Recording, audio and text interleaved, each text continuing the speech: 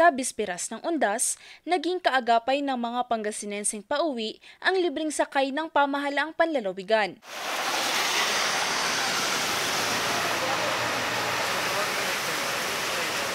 Pero hindi rito nagtatapos ang paghahatid serbisyo sa publiko ng pamahalaang panlalawigan kundi hanggang sa mga pampublikong sementeryo. Noong undas kasi, nag-ikot sa iba't ibang sementeryo ang Gicosina on Wheels na programa ni Governor Ramon V. Gico III para maghatid ng pagkain.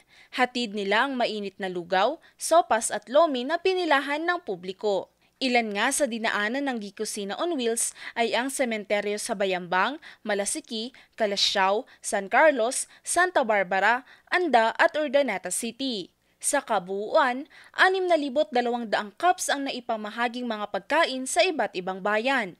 Bukod sa Gicosina on Wheels, binuksan din ang pagpaparehistro sa Government Unified Incentives for Medical Consultations o GIConsulta program.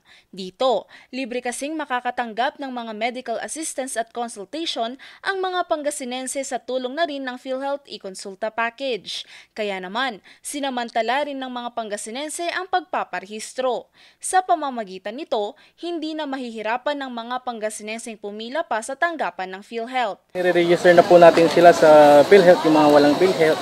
Tapos yung mga gustong mag-transfer sa facilities ng mga hospital, tinatransfer na rin po natin sila, pinapapicture natin. Kasi para po ma-avail nila yung e-consulta package ng PhilHealth.